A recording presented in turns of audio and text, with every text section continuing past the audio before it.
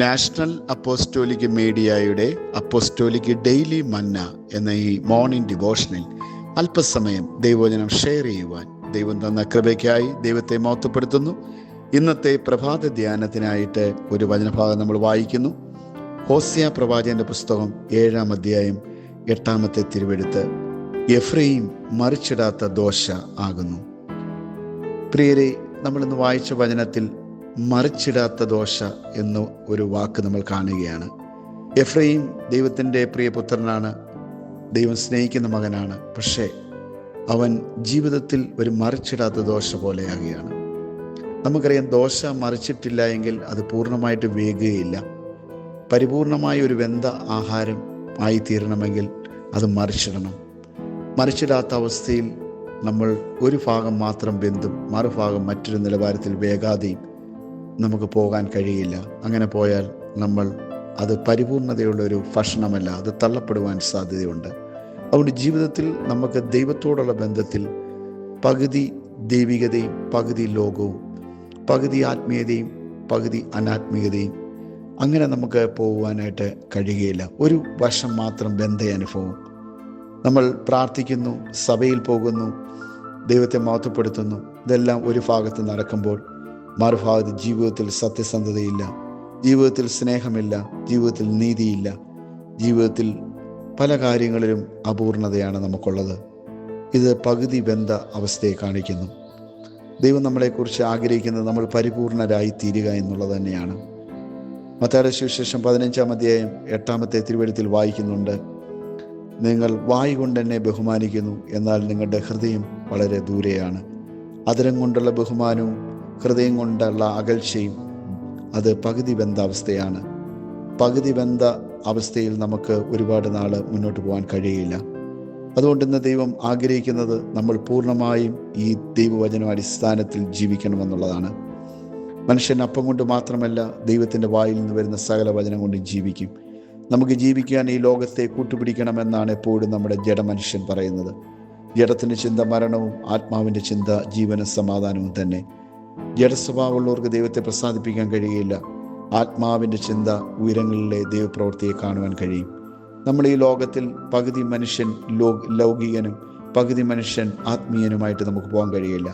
ഒരു വ്യക്തിയിൽ തന്നെ രണ്ടവസ്ഥയായി നിലകൊള്ളുന്ന ഒരു പ്രത്യേക സാഹചര്യമാണ് വന്നിരിക്കുന്നത്. അതുകൊണ്ട് പകുതി ബന്ധ അനുഭവം, സ്നാനപ്പെട്ടു, ദൈവത്തെ അറിഞ്ഞു, ദൈവവഴിയിലൂടെയാണ് പോകുന്നതൊക്കെ പറയുന്നുണ്ടെങ്കിലും ആ പകുതി ബന്ധ അവസ്ഥയിലാണ് നമ്മളായിരിക്കുന്നെങ്കിൽ പൂർണ്ണമായി വേകുവാൻ നമ്മളെ ഏൽപ്പിച്ചു കൊടുക്കുക എന്നുള്ളതാണ് ഈ വചനത്തിലൂടെ ദൈവം നമ്മളെ ഉപദേശിക്കുന്നത്.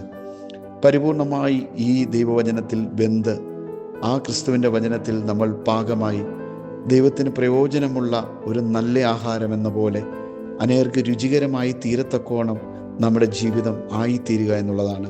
നമ്മുടെ ജീവിതം ഒരാൾ അത് ടേസ്റ്റ് ചെയ്ത് നോക്കുമ്പോൾ അത് നാക്കിൽ വയ്ക്കാൻ പറ്റാത്ത, യാതൊരു രുചിയും യാതൊരു ഗുണവും മണവുമില്ലാത്ത ഒരു പ്രത്യേക ജീവിതമാണെങ്കിൽ അത് തള്ളപ്പെടുവാനുള്ള സാധ്യതയുണ്ട്. അതുകൊണ്ട് രുചികരമായ ആഹാരം പോലെ ആയിത്തീരുക എന്നുള്ളതാണ് ഈ ദൈവവചനത്തിൽ നമുക്ക് ദൈവവചനം നമ്മളെ ഉപദേശിക്കുന്നത്. പകുതി ബന്ധാവസ്ഥയിൽ അനേക മനുഷ്യരായിരിക്കുന്നു. പകുതി ആത്മീയവും പകുതി ജഡീയവുമായി അവർ ഈ ലോകത്തിൽ ഓടുന്നു. പ്രിയരെ, നമുക്കധികം നാൾ അങ്ങനെ ഒരുപാട് പോകാൻ കഴിയില്ല. ഈ ദൈവവചനത്തിൽ പൂർണ്ണ പ്രത്യാശയോടെ, ധൈര്യത്തോടെ ദൈവം നമ്മളെ നടത്തുമെന്നുള്ള ഉറപ്പായ വിശ്വാസത്തോടെ ആ ദൈവസ്നേഹത്തിൽ മുറുകെ പിടിച്ച് നമ്മൾ ജീവിക്കാൻ തുടങ്ങുമ്പോൾ ഈ ദൈവവചനത്തിൻ്റെ സ്നേഹത്തിൽ മുഴുവനും വെന്ത് പരിപൂർണതയിലുള്ളതായി തീരുവാൻ കഴിയും.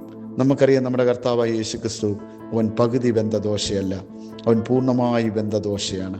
അതുകൊണ്ടാണ് കർത്താവ് പറഞ്ഞത്, ഞാൻ സ്വർഗത്തിൽ നിന്ന് ഇറങ്ങി വന്ന അപ്പമാകുന്നു, എന്നെ തിന്നുന്നവൻ എൻ മൂലം ജീവിക്കും. അവൻ പകുതി വെന്തതല്ല, പൂർണ്ണമായി വെന്തതാണ്. കാൽവരി ക്രൂശിൽ കർത്താവ് പോകുന്നതിന് മുമ്പ് കർത്താവിൻ്റെ പ്രാർത്ഥനയിൽ ഇങ്ങനെയാണ് പറഞ്ഞത്, കഴിയുമെങ്കിൽ ഈ പാനപാത്രം മാറിപ്പോകട്ടെ, എങ്കിലും എൻ്റെ ഇഷ്ടമല്ല അങ്ങയുടെ ഇഷ്ടം ചെയ്യുവാനായിട്ട് ഞാൻ എന്നെ തന്നെ സമർപ്പിക്കുന്നു എന്ന് കർത്താവ് പിതാവിനോട് പറഞ്ഞു. വേണമെങ്കിൽ ഈ പാടുപീടയിൽ നിന്നും ഈ കഷ്ടതയിൽ നിന്നും ഒഴിഞ്ഞു മാറാൻ അദ്ദേഹം ശ്രമിച്ചു. പക്ഷേ ദൈവത്തിൻ്റെ ഇഷ്ടത്തിന് അദ്ദേഹം വിധേയപ്പെടുത്തി കൊടുത്തു. അത് പൂർണ്ണമായി ബന്ധ അനുഭവത്തിലേക്ക് വരികയാണ്. അതുകൊണ്ടാണ് അവൻ സാക്ഷാൽ നമ്മുടെ അപ്പമായി തീർന്നത്, സാക്ഷാൽ ജീവനായി തീർന്നത്. അതുകൊണ്ട് ആ പൂർണ്ണതയുള്ള പകുതി വെന്തതല്ല, 2 വശവും വെന്ത ആ ക്രിസ്തുവിനെ നമ്മൾ കാണുകയാണ്. ക്രൂശിലൂടെ പൂർണ്ണമായി വെന്ത് ആ ദൈവികമായ നീതിയിൽ, ആ ദൈവികമായ തേജസ്സിൽ, ആ ദൈവികമായ അഗ്നിയിൽ പൂർണ്ണമായി വെന്ത് പുറത്തു വരുന്ന, എല്ലാവർക്കും രുചികരമായി തീരുന്ന, ഏറ്റവും ടേസ്റ്റുള്ള, സ്വാദുള്ള ആ മനോഹരമായ ക്രിസ്തുവിനെ നമ്മൾ കാണുകയാണ്. പ്രിയരെ, ഇന്ന് നമുക്ക് ദൈവം അതുപോലെയുള്ളൊരു ആത്മീയ അനുഗ്രഹമാണ് തരാനിരിക്കുന്നത്. അതുകൊണ്ട് പകുതി വെന്ത അവസ്ഥയിൽ നിന്നുള്ള ഈ പരാജയങ്ങളെ മാറ്റി പൂർണ്ണമായി വെന്ത് ദൈവത്തിന് രുചികരമായി തീരുവാൻ ദൈവം നമ്മളെ എല്ലാവരെയും അനുഗ്രഹിക്കുമാറാവട്ടെ. നമ്മുടെ വിശ്വാസവും പ്രവൃത്തിയും സാക്ഷ്യങ്ങളും നമ്മുടെ ജീവിതമെല്ലാം പൂർണ്ണമായി വെന്ത് ദൈവത്തിന് ഏറ്റവും പ്രസാദകരവും ടേസ്റ്റുള്ളതായ മനോഹരമായ ഒന്നായി മാറുവാൻ ദൈവം നമ്മെ സഹായിക്കട്ടെ. ഒരു നിമിഷം പ്രാർത്ഥിക്കാം. സ്വർഗീയ പിതാവേ, തിരുക്കരങ്ങളിൽ ഏൽപ്പിച്ച് പ്രാർത്ഥിക്കുന്നു. ഞങ്ങൾ പകുതി വെന്ത ദോശ പോലെ ഈ ലോകത്തിലായിരിക്കുന്ന ഒരു പ്രത്യേക സാഹചര്യത്തിലാകാതെ പൂർണ്ണമായി ദൈവഹിതത്തിനനുസരിച്ച് വെന്ത് എല്ലാവർക്കും ടേസ്റ്റായി, രുചിയായി, എല്ലാവർക്കും ആഹാരമായി തീരത്തക്കോണം ഞങ്ങളെ തന്നെ പൂർണ്ണമായിട്ട് ഏൽപ്പിക്കുന്നു.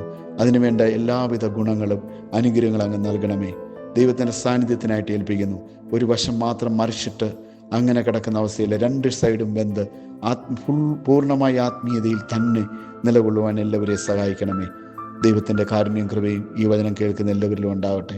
മഹത്വം അങ്ങേക്ക് തരുന്നു, യേശുവിൻ്റെ നാമത്തിൽ തന്നെ. ആമേൻ. ഈ വചനങ്ങളാൽ കർത്താവ് എല്ലാവരെയും അനുഗ്രഹിക്കുമാറാകട്ടെ.